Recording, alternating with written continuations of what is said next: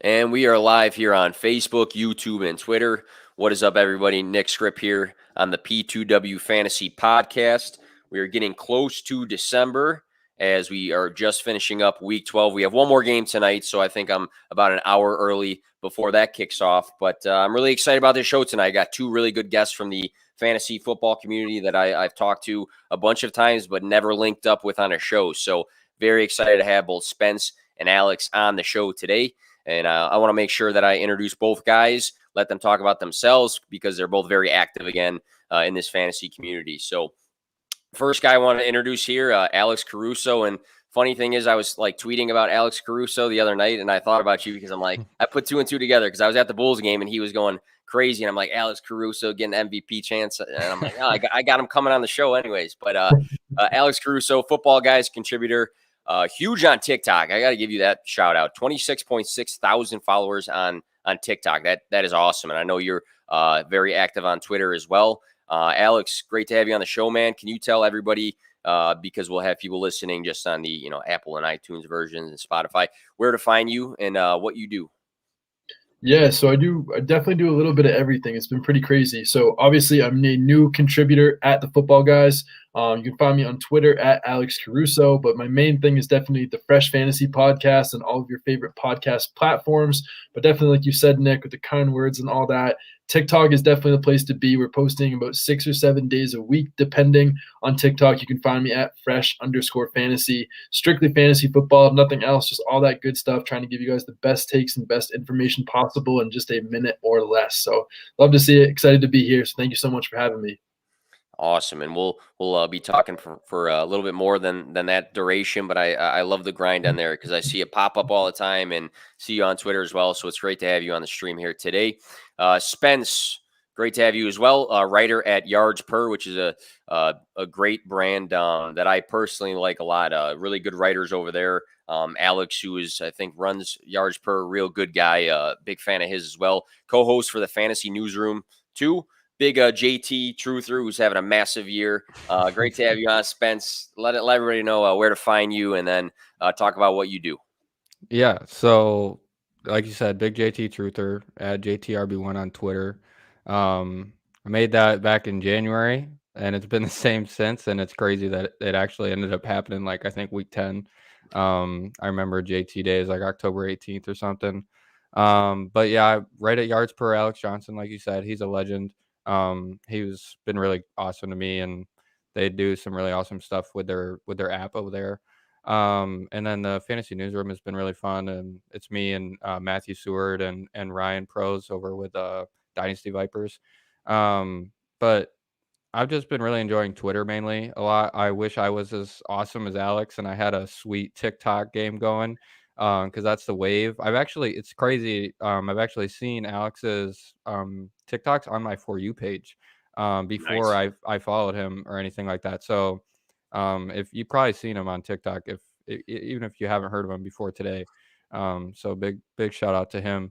But yeah, I'm really appreciative to be here, and I'm excited to see what the show brings. All right. Well, as always, this show is partnered up with the Fantasy Points Media Group, part of the Fantasy Points branch.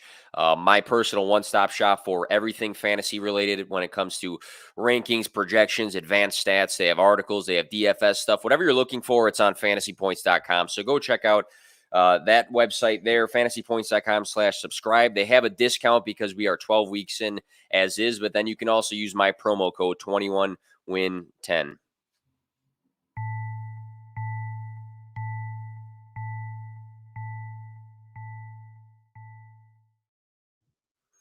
So if you're here watching us live, we are going to recap the games that have already happened in Week 12, and a lot of that involves projecting forward. So it's going to be a great show.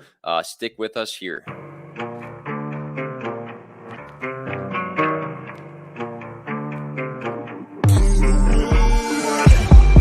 Play to win, no fear to give. I feel but I can't forgive. I go all in this time, yeah, I won't regret. I'll pick the best on trip, they don't understand. I play to win, yeah, I play to win, I play to win. Yeah, I play to win, I play to win. Oh, play to win, I play to win. Yeah, I play to win, I play to win.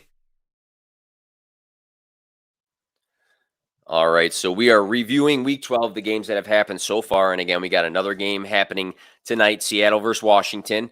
The big talks of this week have been the injuries, and we might touch on those briefly here. But what we're going to focus on today is the good and the bad, and our thoughts about what happened. Sometimes people overreact, they underreact to certain performances, and it's good to analyze them. So my first question of the day, and we'll go Spence and Alex, and we'll just do a little roundtable here of our thoughts here. But first question, which performance from Week 12 was a sign for a jump in a player's fantasy stock for the rest of the season? So a guy had a really good week, and you're like, man, this is a good sign for the rest of the year.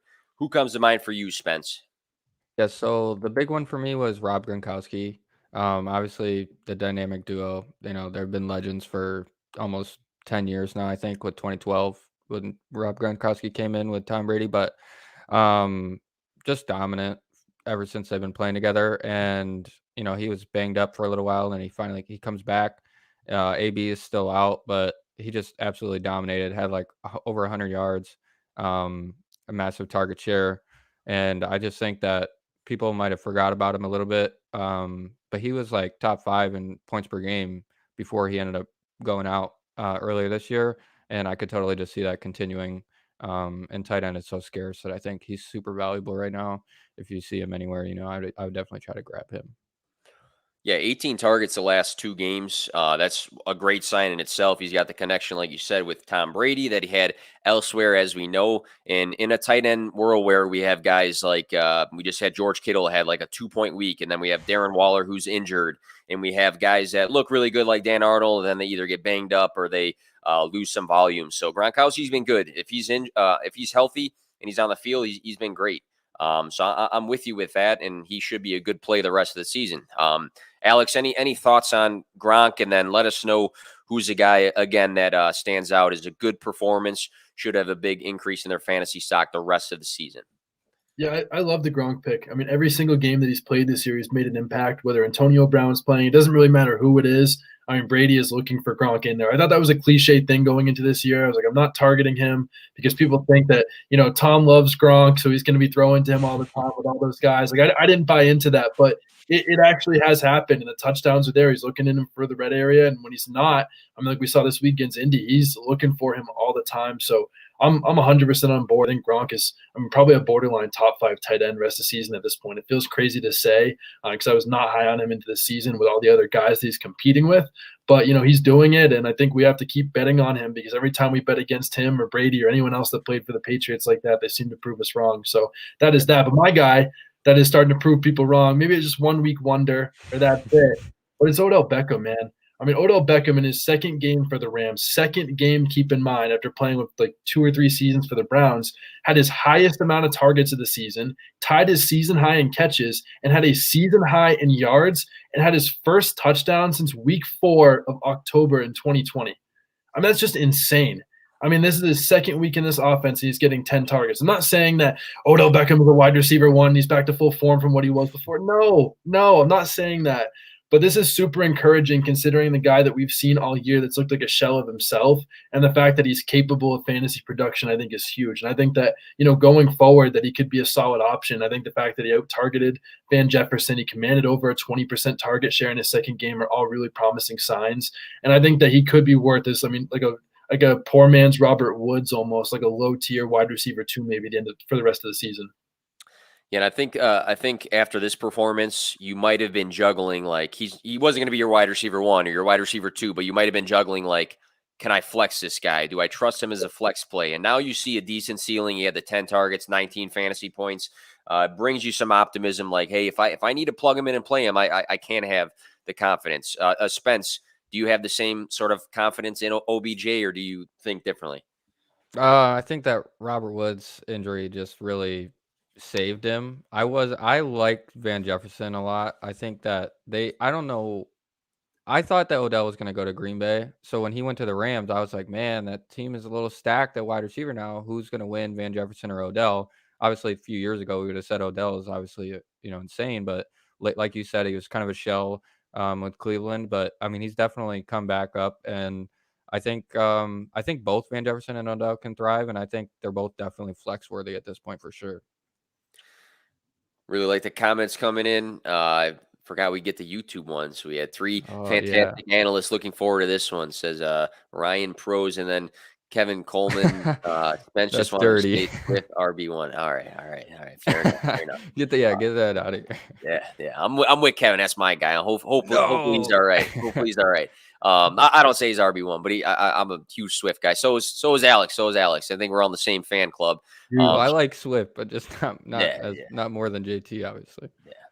I liked Swift so much that I bought his practice uniform number when he first was in the NFL. He was number 6 in training camp, and I bought that jersey thinking he was going to be number 6, which is wild. Take it to the hizzies in the chat as well. I'm going to jump into my guy real quick here. Elijah Mitchell, and a lot of people will say, like, well, he's the running back that a lot of people paid the fab for. Like, it makes sense that he's going to have a good week and be good the rest of the season. But I really was concerned about what the split would be between him and Jeff Wilson Jr. And Jeff Wilson Jr. had the role when Elijah Mitchell was out last week with the rib and the finger injury. I didn't know if it was going to be a 60-40, if it was going to be maybe Jeff Wilson was going to get more of the carries this week because maybe they'd ease him back in. But Elijah Mitchell played 70% of the snaps. If we look at his total amount of touches, he had 32 total touches. Jeff Wilson Jr. had 3. So that just gives me more confidence knowing that there's not going to be a committee here. There's not going to be a split with Jeff Wilson. He's going to get the touches, and the volume is crazy. And if you get that sort of volume for the 49ers, this guy has the potential to be a weekly top 10 running back the rest of the way, especially looking at the schedule here. You got Seattle, Cincinnati, Atlanta, Tennessee, Houston. You got really nice games coming up. He could end up being a league winner just because the volume is going to be there. If he gets some catches, if he finds the end zone the way that he does, he's had 4 performances over 16 fantasy points. So I'm seeing the red flashing lights saying Elijah Mitchell could be a league winner this year, and I'm just reassured that it's not a committee. Either one of you guys, any thoughts on Mitchell rest of the season? He's an absolute league winner. I mean, he's got like 3 top 10 matchups in his final 4 or 5 games, or 4 top 10. I mean, his schedule is absolutely ridiculous, and I think he gets Houston in week 17 and what would be like the fantasy championships. And I think I just saw today someone put out on Twitter that now, after this past game, that San Francisco is the most run-heavy team in the entire NFL. I mean, that's being led by a guy that's averaging 30 touches a game over his last 2 games. I mean, this is like coming off like this whole finger thing, and then they go out and give him his highest snap share, highest rush share, and most touches he's ever had in his career. I mean, this guy's been unbelievable, and he has the best schedule of arguably probably any starting running back besides like Javonte Williams over the last 4 or 5 games. So I think that Elijah Mitchell is going to win people leagues should he stay healthy and should that sweet little finger not get hurt again. But it didn't matter. They gave him 33 touches. I'm 100% on board with you. Spence, same wave? All the way in. All the way in. Enough said with that. We'll go to the opposite spectrum. So we have to make sure we be careful sometimes because we'll see some guys have a really big week and then people either dump fab or they try to trade for the guy right away, or they kind of misdiagnose what kind of fantasy performance it actually was. So that's going to be my question here. We'll go Alex and then Spence on this one. But who had a big performance that we should not overhype because of this week? Had a big performance? Well, I think that's Dontrell Hilliard. I mean, I get it. Like, I get that, sure, he's looked like the most maybe explosive back that they've had since Derrick Henry left. But Dontrell Hilliard, this is his 4th year in the NFL, and he's never had 50 rushing yards in a season in his previous 3 years. Season, not one game, never hit 50 in a season over his other 3 years. He's on the practice squad for a reason. They picked Adrian Peterson, and that the shell of Adrian Peterson that we saw for a reason, all over Dontrell Hilliard. And the other thing that people, like, I can't get with people is the fact that, Jeremy McNichols has been their passing catching back.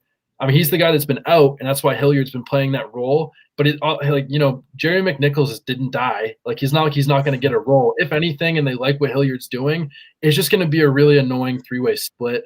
I mean, Deontay Foreman still out-touched him. I mean, like 20 to, I think, 14. So, again, it's not going to be anything ever where Hilliard is the clear guy and he's going to be the guy going down the stretch. I think people are overrating what he can do, especially with Jeremy McNichols probably coming back after the bye. Yeah, and I had to like put an asterisk on a take I had earlier because I said I wasn't interested in adding him off waivers. Personally, I didn't think I was going to play him on my teams. He went off this week. He had a really good week, but that was my big question is like, when McNichols is back, what's his role going to be? And I mean, he's had 2 pretty good games in a row now for the Titans, so maybe he's earned some time. But at the same time, we've seen guys come in to get the touches, and then when the other guy's back, I just talked about Jeff Wilson Jr. taking the back seat to Elijah Mitchell. Might be the same with McNichols. Maybe it's Hilliard. I don't know. I have a weird push and pull feeling about it. What do you think about Hilliard, Spence?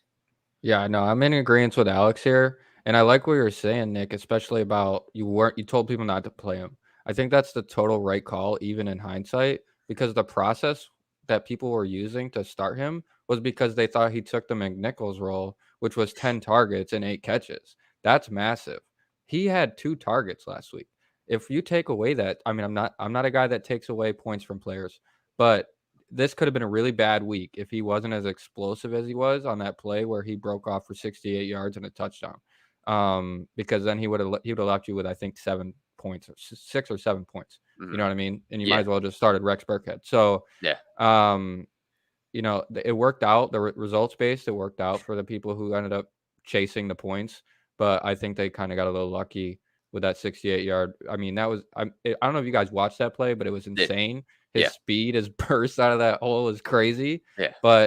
And I'm happy for the guy for sure. But I don't think that was something you could have predicted going into it, and I wouldn't try to predict it going forward. Who's your pick here for the same category? Had a big week, but let's not get carried away by it. Well, you guys talked about him a little bit already. Javonte Williams.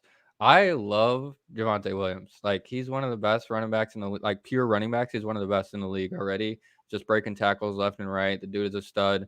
I think he's a little slow for sure.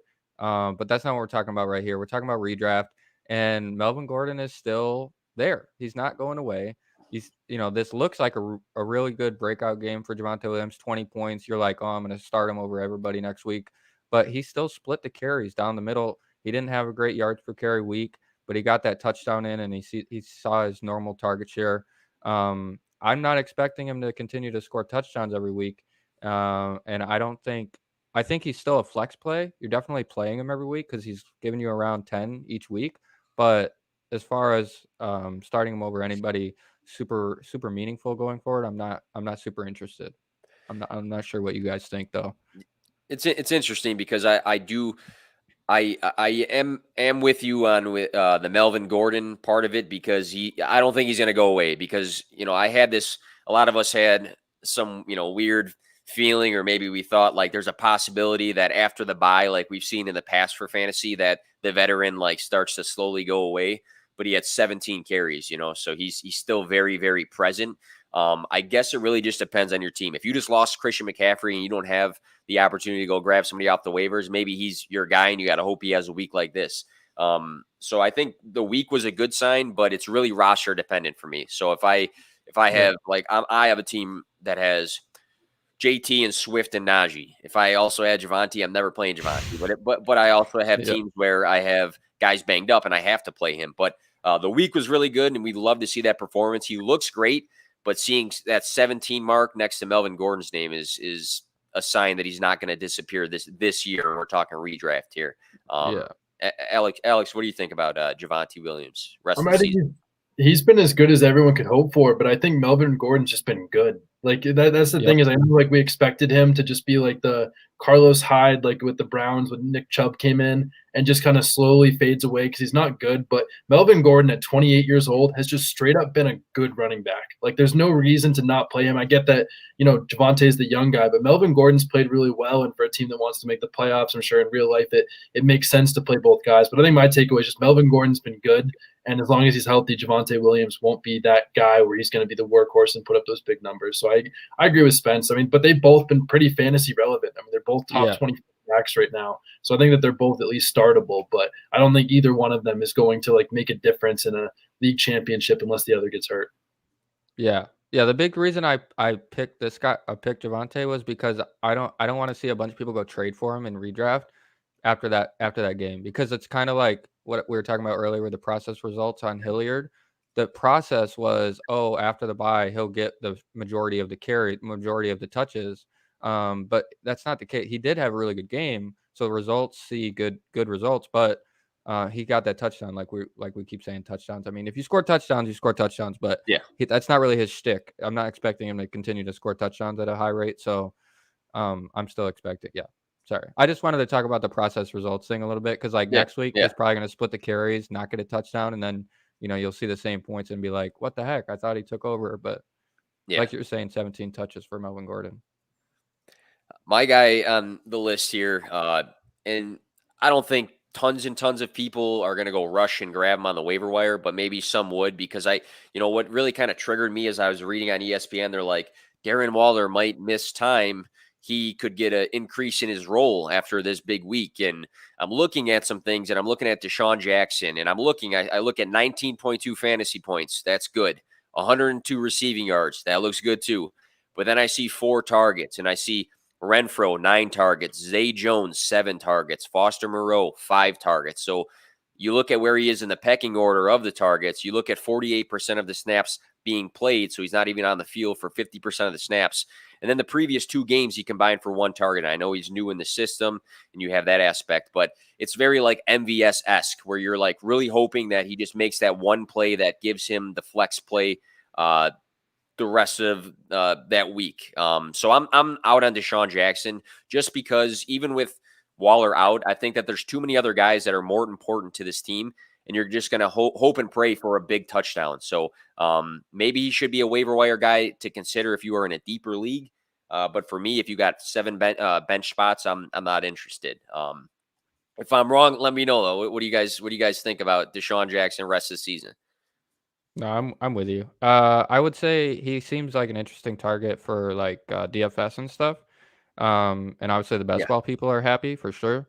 But I'm with you. I mean, the only reason I would ever start him is if I'm like going into Monday night and he plays and I'm down 18, and the waiver wire is like Rex Burkhead. It's like, well, I guess I'll just try to get 20 from Deshaun Jackson. You know what I mean? Like, if you really got to shoot for the stars one week or something, I guess there's some cause to try him out, but I'm not super interested in that archetype.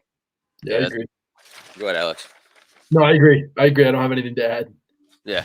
I think he just might be one of those guys like you're going to be down in a matchup and you're like, man, do I get Jameson Crowder for 10 points or do I hope to get, a big touchdown from Deshaun Jackson for that? Shifting things over. So talked about big weeks, positive weeks. Also want to shout out my guy, Nate Williams in the chat. He's been super active.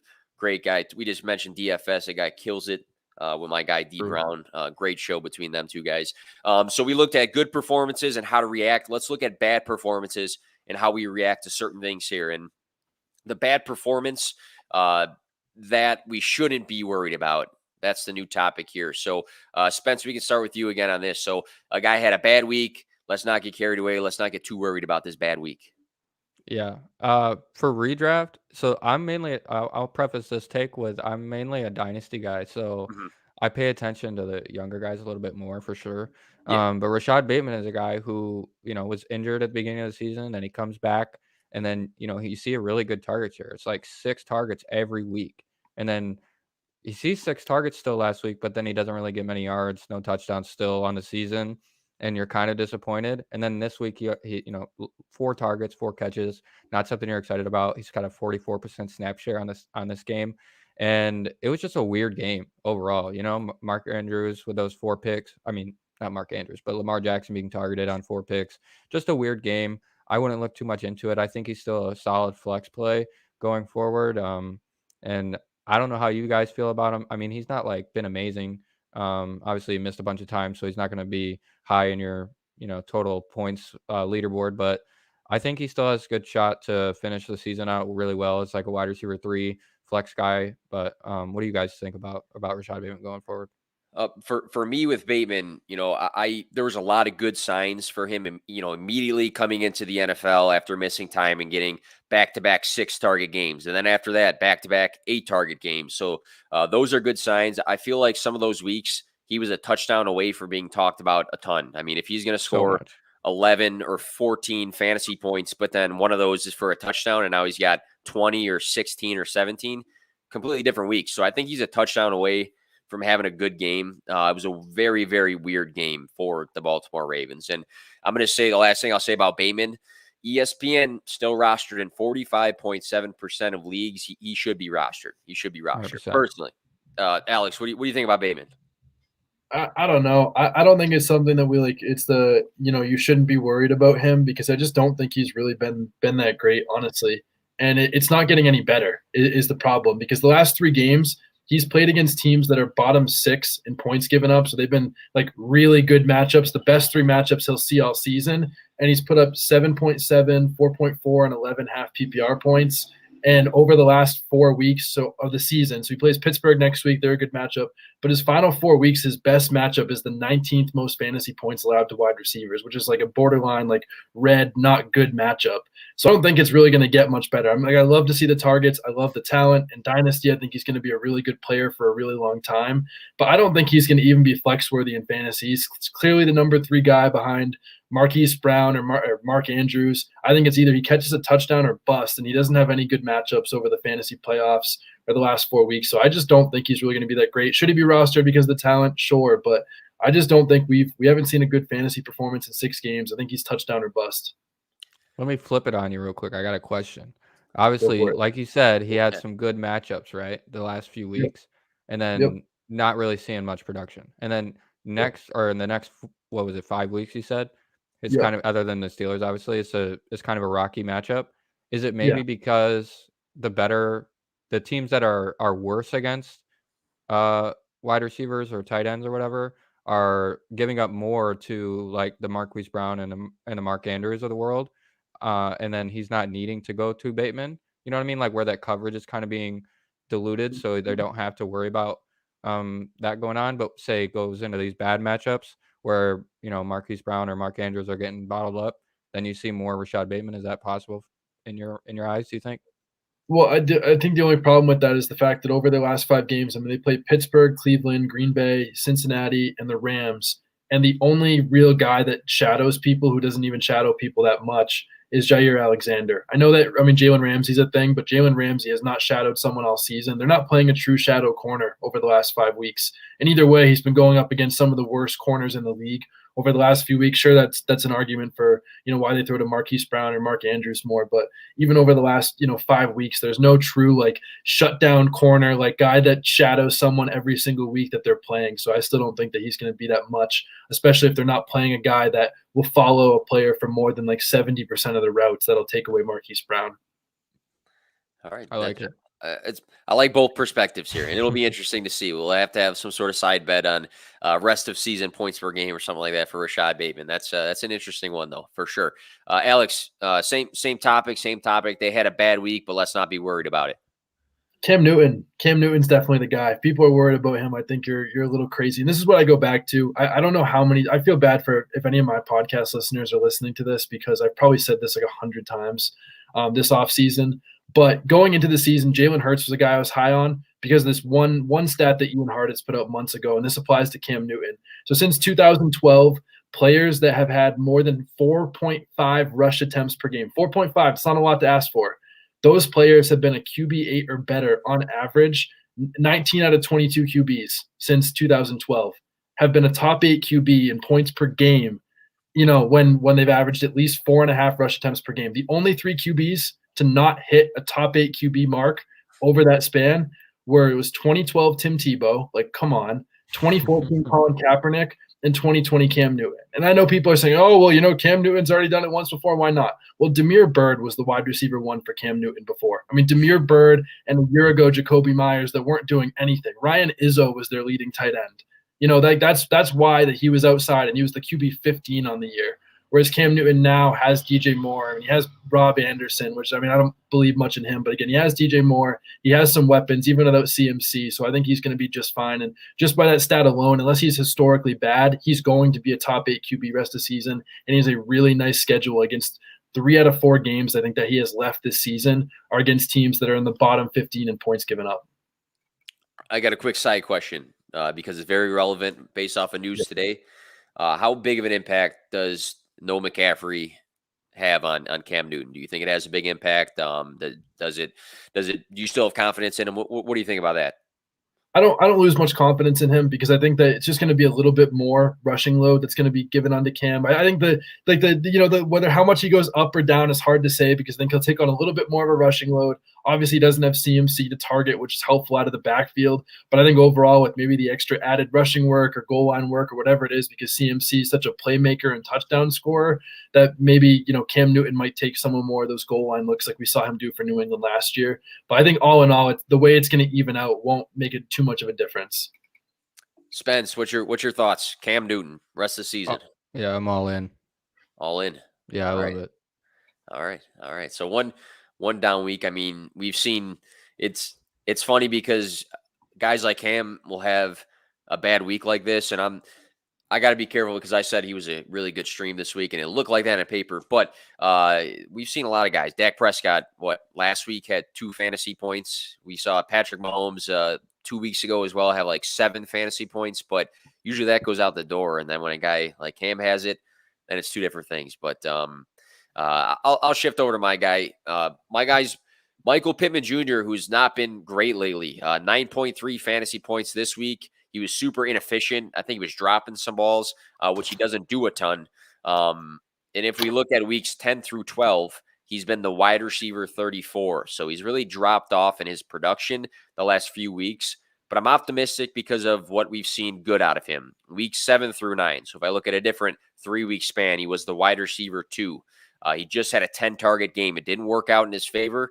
He didn't perform very well, but the targets were still there. He's had games twice of 12 targets. He's had 15-target games, so that's good. And then we look at just the fantasy production in general. 4 games over 20 fantasy points. He had the highest, his highest game was 30.6 fantasy points. So we know the ceiling is there. We know that he has some good weeks in him. I'm suggesting him on this list just because I think that, the last 2 weeks have not been great for him. I don't think he needs to go to your bench. I think we've seen too many good weeks out of Michael Pittman Jr. for him to say, or for the manager to say, hey, he's got to go to my bench. He only scored me 9 points this week. So I still have confidence in him just because of what I've seen this year. He's been really good this year outside of some recent performances. But do you guys have that same, we'll go Spence and Alex, you guys have that same sort of optimism for Michael Pittman Jr., or do you have a little bit more concern than I do?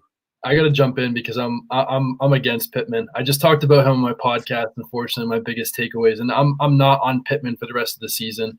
Unfortunately, I think the last 3 games that we've seen him not play well have all coincided with T.Y. Hilton being back. T.Y. Hilton is not demanding this massive target share and taken away from Pittman, but I think it's fairly that it's correlated in all the games that Hilton has played in. Pittman hasn't done as well in the games that Pittman has not had Hilton. He's demanded a much higher target share. I mean, especially since week 6, his targets have been 3, 4, 15, which is great, 6, 5, 5, and 10. I mean, I don't think the targets, he's only gone, 3 times since week 6. Over 6 targets, sure, that's fine. But the thing that I'm really concerned about Pittman is he's got a great matchup against Houston in week 13. Mm-hmm. But over the final 4 weeks of the season, he has a bye week, and then he plays the Patriots, who are top 5 against wide receivers. And then he plays the Cardinals in fantasy semifinals, who are top 10 against wide receivers. And then he finishes the season against Vegas, who's top 6 against wide receivers. Those are all really, really tough matchups, and especially when those are all what we call red matchups. And he's only had 2 of them so far this season. And he has 3 of them over the last 3 weeks with a bye week. That concerns me a little bit with Pittman. Obviously, he's still the guy there, and I love Michael Pittman, the player. I'm not bashing him, the player, but 3 straight under 10. His last 4 weeks are a bye and 3 red matchups. That definitely concerns me. Yeah, I think so. For the Hilton point's interesting. The only thing I'd say is he's not on the field a ton the last couple games. So I guess he's there, but he's not really on the field a ton. But I hear you with that. I hear you with the matchups. I'm just thinking that in some of these tighter games, he has. If I look at my fantasy roster and I'm like, who has the best opportunity to get 10 targets in this game? I think that for him to be, not one of those guys, if you might have a really stacked wide receiver team. So very real good points. I hear you on all those things.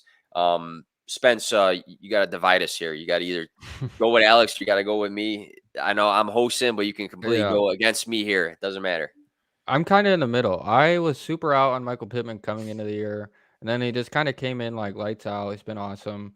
I follow the Colts a lot because of JT, so I watch all their games. Last week was just horrendous. Third down, he basically loses a touchdown because he slips on the grass. And then next third down, he doesn't turn back to Wentz quick enough, and he doesn't get to the ball. And then the next third down, the ball just flies right out of his hands. Like, it was a bad week. I think it was just a bad week, and he still gave you 9 points. And I think that's totally serviceable. Obviously, you want way more, but for a really bad week, in my opinion, from him, I thought it was like admirable. And then I'll mention with the Buffalo game, you're talking about T.Y. Hilton and T.Y. Hilton games here. I don't really buy into that too much. I mean, Jonathan Taylor just completely steamrolled the Bills. I don't really just think they just didn't even throw that much, let alone anybody. I don't think that was his fault that he didn't perform well, basically, is what I'm getting at. What about going forward? Go ahead. No, you're good. Sorry. I mean, I think the other thing, I just looked right now at the snap counts. I mean, Hilton's played at least 40% of the snaps, all 5 games he's played. Pittman's gone over 10 points one time in the 5 games that he's played with T.Y. Hilton. T.Y. Hilton's played at least 40% of the snaps in all those. I mean, he's not playing 90% of the snaps, but I think it's at least making a difference. I mean, the correlation with the targets and everything like that. The one game that he didn't was against that Tennessee, who's given up the most points to wide receivers this season. That was obviously a different game. But the other 4 games he's played with Hilton, he's been held under 10 points. I mean, I don't know. And then he's got his three of his toughest 4 matchups of the season coming up over the last 3 weeks. I mean, that's just concerning. I love Michael Pittman. I'm just open up for discussion. No hate here at all. Yeah, you're good. Absolutely. That's what we want on these podcasts, because I rather have people come on and I say something and you have a different perspective, or you say something and I don't, versus us all holding hands and high-fiving each other. I think that makes for better football discussions because we're all thinking differently. So I appreciate it, actually. So, Spence, were you continuing on? Or? Yeah, sorry. I'll just finish with, I agree with Nick. Like, don't be worried about Michael Pittman. Like, the 10-4 stat line looks bad, but I think he as a player is fine. I'm not worried about Michael Pittman at all. Like, but I will side with Alex here in the fact that he's probably not your best wide receiver going forward towards the end of the season, if that makes sense. The expectation. So I would say don't be worried about Michael Pittman because he had a bad week. Be worried about Michael Pittman because of what's to come. Yeah, that makes sense. I respect that as well. I mean, we've seen really, really high production, and maybe we have to temper our expectations the rest of the season for him. Same topic, opposite spectrum here. They had a bad day, and it is concerning. Spence, will go to you. They had a bad week. You're concerned rest of the season. Yeah, so after the Odell trade, we talked about Odell a little bit already. After the Odell trade, I thought that Donovan Peoples-Jones was just going to be the dude. We saw a couple flashes from some other guys earlier in the season, like Anthony Schwartz, and then Demetric Felton made an appearance for a week. But then Donovan Peoples-Jones had 12 points and then 26 points, and then I believe he was out a game, and then he had 16 points. And, like, to me, that was like, okay, this guy, I mean, it's not amazing what we're seeing from him, like as far as targets and yards and stuff. But, I mean, he's putting up fantasy points. That's what you like to see. I'm not too scared to back away from fantasy points just because it's not exactly how I like it. But then week 10 against the Patriots had like nothing. And then last game against Baltimore, like we said, it was a weird game. It was a super weird game, but I don't like it. I don't like what we've seen from Donovan Peoples-Jones post-trade. I expected way more, and I've been let down. And I think it's time to move on in the future and just accept Nick Chubb is back. Excuse me, Nick Chubb is back. And it's just going to be pounding, they're just going to pound the ground game again.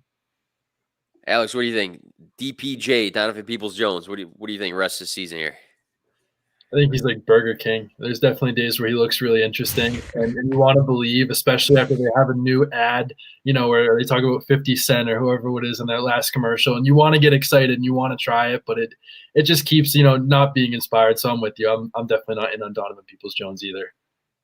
Man, I really wanted him to be a thing too, just from seeing like week 6, like massive game, and then week 9 looks pretty good. But I mean, he's so young too. Like I said, I like to focus on the young guys. I'm sorry, I'm dynasty guy, so I focus on the young guys. And this is just a guy I thought had some potential, and I think I'm wrong. Yeah. All right, Alex, who's your guy? Same category, bad performance. You're concerned. It's Mike Williams for me. And I get there might be some people like they're sitting here like, really, dude, like you picked Mike Williams. Like he hasn't been good for like a long time. But I thought there was a good amount of people, myself included, that watched last week and he had the 50-yard touchdown and we're like, okay, like is he back? And we found out very quickly this past week that no, indeed, he is not back. I mean, his last 6 games, he's had 5 games outside the top 40 wide receivers and finish. I mean, the 1 week where he caught that 50-yard touchdown at the end of the game versus Pittsburgh was the only time he's been inside the top 40 wide receivers since week 6. And I think the biggest thing that people saw is like when his ADOT the first 5 weeks when he was going crazy was like 9.8, but now it's more of where his career has been over 15 with the ADOT, and that is not correlated well to fantasy production. And again, that's why we've seen the last, 6 or 7 weeks or so that he just hasn't produced like we hoped he would. So I think it's, we should be worried because this was kind of like the shutting of the door after he held it open and got us a little bit excited. But, it's just not it, unfortunately, for Mike Williams, as bad as I would like to see him succeed. But, maybe I'm wrong. Maybe there's something he's doing to inspire confidence. He did have 8 targets for the first time since like week 5, I think. But, again, he's just not producing by any means right now. Yeah, and like you said with the depth of the throw, and I mean, 8 targets ended up being 39 receiving yards. So, I mean, he's not doing what you expected him to do, what we saw when he had earlier games of season where he had 122 receiving yards and then another week with 165. And he's really like that like 7-ish points mark for fantasy because the last 4 weeks he's hit that about 3 of them, or exactly 3 of them. So I'm with you. It's terrible because he was so red hot at the beginning of the season, and it was the biggest tease. And I think last week was another tease because he's going back to similar production. Any thoughts on Big Mike Williams, Spence? Yeah, it was the least tease ever. I had no shares of Mike Williams. I had nothing. I didn't look at the guy. People would say 10 touchdowns, 10,000 yards, and I wasn't even thinking about this guy. But then obviously they're talking about this new role they got cooked up for him, in the Lombardi offense, and he came out lights blazing, and I was like, well, I'm just going to lose in every league because whoever has this guy is just going to win. Yeah. And now I'm totally on board. I'm like, all right, well, I'm ready to roll you now because Jonathan Taylor is the guy I got on every team, and he's got a great rest of the season, and Mike Williams is probably about to do nothing the rest of the season. So I'm totally with you.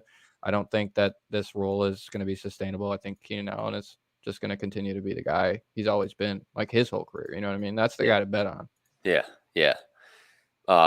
My guy, I'll talk about bad performance. I'm concerned, and maybe I'll get a little pushback, but it's got to be Kyle Pitts, and it's not fully on Kyle Pitts. It's really not if you look at a lot of things, but he's not scored above 10 fantasy points since week 7.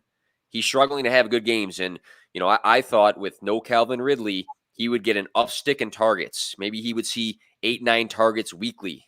It hasn't been like that, though. 5 and 6 targets the last 2 games. That's not the sign we wanted. And he's been very frustrating in fantasy because if you look at the sample size, weeks 8 through 12, he's been the tight end 22. So guys like Jeff Swaim, David Njoku, Adam Troutman, Cole Kmet, Dan Arnold, Jack Doyle have all been better weeks 8 through 12. And it's frustrating. And I look at the quarterback and I look at Matt Ryan. He hasn't thrown for 200 yards in the last 3 games. He's only had 1 touchdown in the last 3 games. The completion percentage for Matt Ryan has been really iffy as well. And he has yet to throw 30 times in one of these, I think most of the season, actually. So it's a weird thing for the Falcons because we thought that, his role would increase as far as the targets go. He's probably still, one of the better targeted tight ends in the league, but the production's not been there. And I'm really looking at Matt Ryan when it comes to this. But I think you're kind of getting to this point where if you're getting these dud games out of Kyle Pitts, you might have to shift to somebody else in the fantasy playoffs. I think his ceiling is very different than other tight ends, so that's what makes me hesitate because we've seen these 20-point fantasy weeks. But at the same time, we see, guys like Pat Freiermuth. Like, is he just a better play the rest of the season? Because we're seeing better fantasy weeks out of him. He's just been frustrating for me, Kyle Pitts, and I just don't see a lot of good signs right now. What are your guys' thoughts about Kyle Pitts? I love Kyle Pitts. Great dynasty player. I love Kyle Pitts, but what's your thoughts? Redraft. I'm going to let Alex go. I'm super curious to hear what Alex has to think about this. Well, I mean, again, like I think the target share, the volume has definitely been there. But like you said, Matt Ryan's just not putting up enough passing yards. And like I love Kyle Pitts, the player. Again, I'm sure Spence absolutely loves. He loves the young guys. He loves dynasty. He You're in for a surprise. And wants to believe in him. But again, if we keep talking about matchups, and again, like I get it, it is matchup season because there's only 5 weeks of fantasy season left. It's 13, 14, 15, 16, 17. I mean, there's literally 5 weeks in the fantasy season, and 4 out of the final 5 weeks, he plays a team that's top 10 against tight ends. I mean, that's the last 4 weeks straight. I'm not saying that like Kyle Pitts could never be relevant because he has a tough matchup. No, like I'm not saying that. I'm just saying that what he's done since week 8, which has been less than 8 or less points in every single game, and then with a super tough schedule going down the stretch, unless Calvin Ridley returns. I think if Ridley returns, it takes some pressure off. They can, but otherwise, unless they're trying to stop the two, I mean, really, Cordell Patterson outside the backfield, Kyle Pitts is the only guy they have to stop. And unfortunately, I think Kyle Pitts is just a little bit too young to be completely matchup proof and like, outdoing everybody as he did those couple weeks, which I wish he could. But I'm curious to see what Spence has to say. But because of the tough matchups, his pass production, no Calvin Ridley taking any pressure off, I'm definitely fading Kyle Pitts as well. Yeah, so that's funny you thought that I would be super in on Kyle Pitts. I was a huge Kyle Pitts fader based on price and everything as far as like dynasty goes. But redraft, it was crazy too. He was going ahead of like TJ Hawkinson and all these guys. It was crazy to me. But then I watched him this year. And like you guys said, the fantasy production is miserable. I mean, he had those 2 huge weeks. Yeah. But those had either a touchdown or he went for over 150 yards. You know what I mean? So what I'll say is you listed off every single one of those guys in week 8 to 12 who scored more fantasy points than him. I guarantee you every single one of them scored a touchdown. Now, you see 5 or more targets every single game. And since in that same time frame, you're bound to get a touchdown here and there. Now, you said Matt Ryan has been miserable. He's been terrible. Cordell Patterson has been the guy who you want to have on that team, the only guy. But like you said, Calvin Ridley coming back could be cool. I'm on the side with you, Alex, actually. Like, I don't want to play him the rest of the year, but I don't think there's many guys I'm going to sit over him. I will probably sit Pat Freiermuth over him. But, I mean, after that tier, like, I'm not starting Dan Arnold over Kyle Pitts. I'm not. I don't care about the matchup as much. It's player based for me as far as the tight end goes. It's more important, I think, unless you're really streaming it. And if you drafted Kyle Pitts, you're not trying to stream tight end. I think you just start him every week and hope for the best because, I mean, he is in the prime position to produce, but it's just not working out for him right now. And I think he's talented enough to bring it out. But if you have anybody better, Dawson Knox, Pat Freiermuth, any of those guys, I'll definitely fire him up over him. But I think the list is shorter than we would want it to be to give actionable advice to sit Kyle Pitts. You know what I mean? Yeah. I hear you with that. And I think that's a common theme in the show today is like being concerned, being optimistic. A lot of the times you can be concerned, but your roster cannot afford for you to sit Michael Pittman or sit Kyle Pitts or sit some of these guys that we've mentioned today. Otherwise, there's some leagues you play in where you have a lot of push and pull for your roster. But good points all around for Pitts. Getting closer to 50-minute mark here, so we'll move on to a different topic, but it kind of reflects on this week. Waiver wire. So tomorrow's going to be the big day that people bid their fab or they go and, make their waiver claim priorities. And there's some interesting names this week. And, I'm taking notes. I was like making a thread of stuff earlier on Twitter. And then it's just like, boom, like injury. This came back. It was negative and now looks really bad. And we've seen the likes of Christian McCaffrey. Looks like he's done. We got Dalvin Cook with the torn labrum. We got some wide receivers that have stepped their game up. So the big question, and I kind of threw my answer in there first. I might have called some dibs here.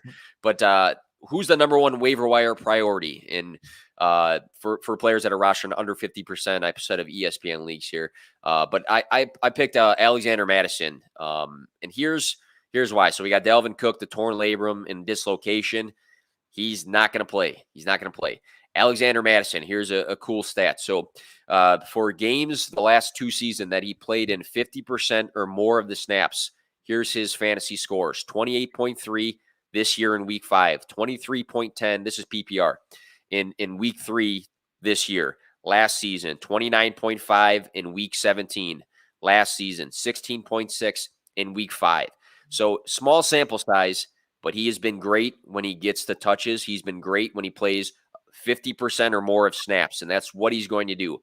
Some people have thrown in, and I won't even butcher the last name, but the rookie Kenny, I think Keen Ngangwe. Nwagnu. Yeah. Some people have mentioned him, and maybe he gets some touches in this system, but it's going to be Alexander Madison's job. It's going to be his job. He's going to get somewhere between, 16 to probably 22 touches weekly now.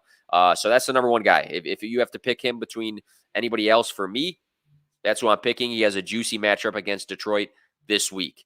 Alex, I seen you actually tweet about Madison right before I started the show today. So it seems like you're about it too.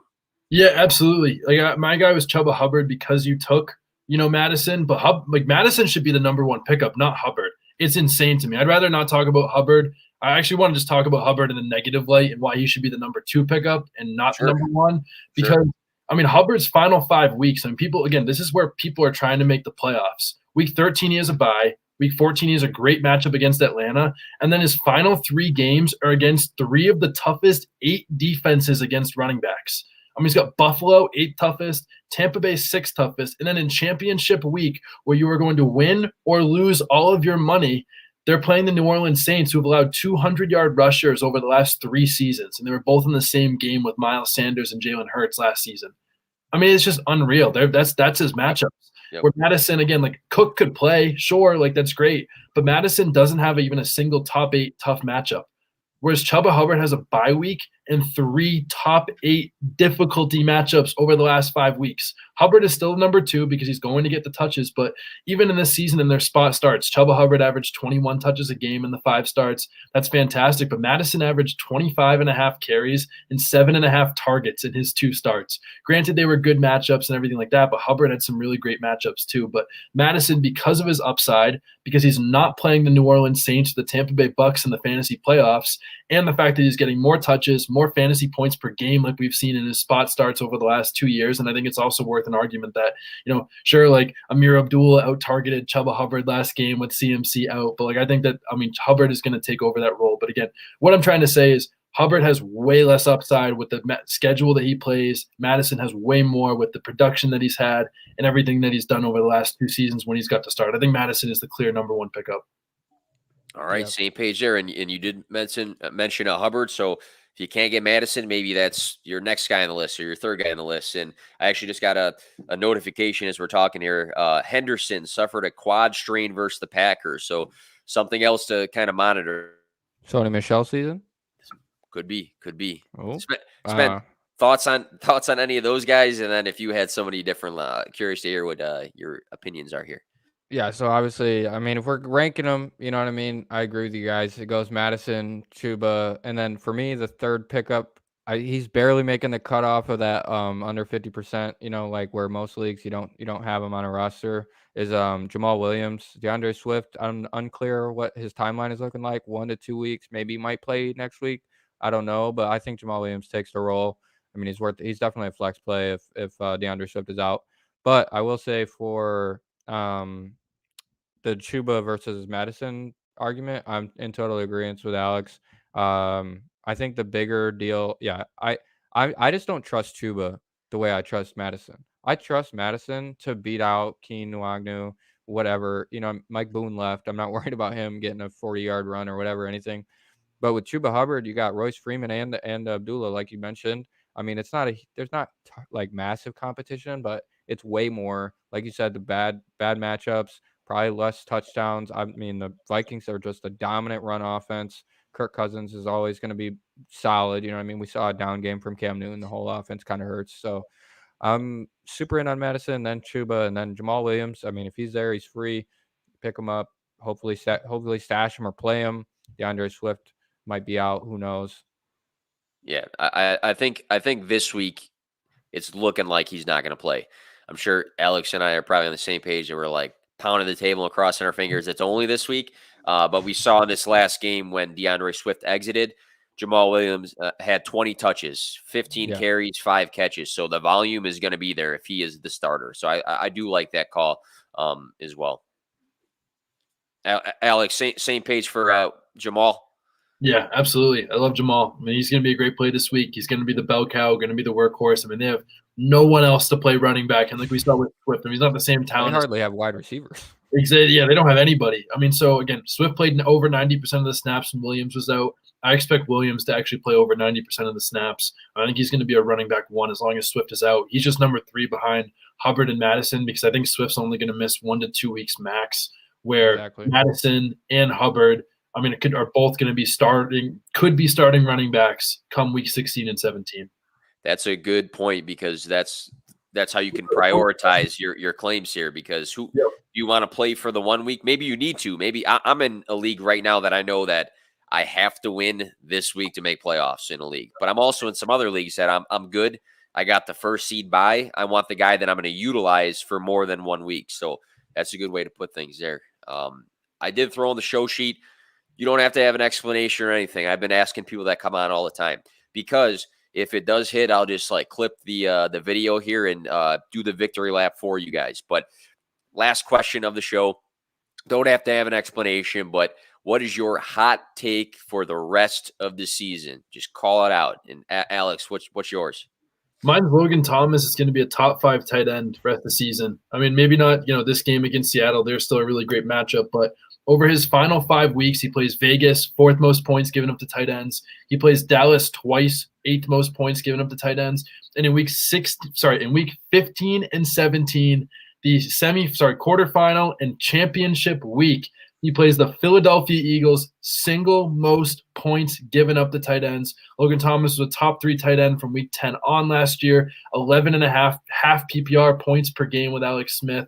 This guy's been playing like 100% of the snaps, led the NFL in routes run, led the NFL in snaps last year, was doing it this year for the first 3 weeks before we got hurt against Atlanta. Logan Thomas is the dude when he's going to play. I'm not saying I think he's going to be a top 5 tight end because of how nice his schedule is down the stretch. I threw in a player prop article for fantasy points today that I think he's going to score. Because he had 2 touchdowns in his 3 games that he was actually healthy in. So he was getting a lot of looks there. The system wanted him to score. I think he's going to score tonight. Maybe he doesn't have a massive week. I think he's going to score tonight. Spence, any thoughts on Logan Thomas, and then give us your hot take for the rest of the season? Yeah, I love the Logan Thomas take. I have a lot of him in best ball because I feel like he was super underrated, and then I kind of got burned because of the injury. Yeah. Unlucky, but yeah, I'm hoping he comes back and just tears it up because that would be awesome. Mine, obviously I'm JT RB1, so for him to finish as the RB1 it's not a hot take right now, but at the beginning of the season, I promise it was a hot take. But my actual hot take, I'll say Brandon Nyuk is back. He's going to have more receiving fantasy production than Kittle and Debo the rest of the season. He is going Debo has gotten a lot of carries the last couple weeks. He's been super involved. He might score more fantasy points. It's definitely possible. He's definitely looked like a monster. But if we just take that raw wide receiver production out, the targets and whatnot, I think that we'll see Brandon Nyuk score more fantasy points the rest of the season. All right, and we got Debo banged up right now, so hopefully he's not out too long. But his role might take even more. I think Debo is banged up. Yeah, right. He's out 1 to 2 weeks. Yeah. Oh, that's such a weak take. No, it's not. We got more than 1 or 2. Terrible. No, we got more than 1 to 2 weeks coming up here. No, that's good. That's fine. That news broke like an hour ago. Points per game. All right, there you go. That's fair. That is fair. All right, we're gonna close things up here. Really appreciate both of your guys' time. Again, I shot both of you guys a DM, and it wasn't super in advance, so I really appreciate you guys coming on the show. Interacted with you guys plenty of times. It's always nice to go face to face. As we close things out, we'll go Alex and then Spence. Remind everybody where to find you, and then anything else you want to plug as we close the show. Yeah, man. Well, I appreciate you having me on first and foremost. You can find me on Twitter mainly at Alex Caruso, at the Fresh Fantasy Podcast, and any big podcast platform. But mainly the biggest thing is obviously TikTok at fresh_fantasy. Like I said, new videos coming out every single day, usually 30 seconds or less. I was at 60 or less, but it's almost always 30 or less. Try to give you the best fantasy information possible. But it's been a pleasure to talk ball with you guys, talk a little shop, finally get to meet you and talk to you, Nick, after we avoided each other for so long at the Expo. Glad we finally get to make it happen. But thank you so much for having me. Absolutely. Thanks for coming on. Spence, where can we find you? Anything you want to plug? Yeah, super easy. At JTRB1 everywhere, Instagram, Twitter, whatever. Writing at yards per, co-host of Fantasy Newsroom. And then also I want to make a shout out. I don't have TikTok. Like I said, I wish I did. I wish I was that cool. Freaking TikTok is a new wave and I'm just not there. But I'm super big into charity. Charity is like my favorite part about this fantasy space. Scott Fishbowl has been awesome. Super excited about that and what the finals are going to hold for that. But I have a pinned tweet. It's if JT doesn't finish as RB1, then I'll donate $1 for however many retweets it is. We're almost at 500. If we were able to get like way up there, that would be super awesome. I'm going to donate either way. I haven't figured out what I'm going to do if he does finish RB1 because I thought there was kind of no way he would. So then I was like, let me, figure it out. But yeah, pin tweet if you guys want to hit that up. And then if you have it available, donate to your local charities. Look at stuff that you're interested in. There's tons of organizations out there that are trying to help people in ways that you might have been affected earlier in life or anything like that. No Kid Hungry is my favorite. When I was a kid, there was a lot of meals I missed. I was fortunate enough to get the free lunch meals at school. But those aren't guaranteed for everybody. So, find a charity you really like, promote it, whatever you can do to help, the people that are less fortunate.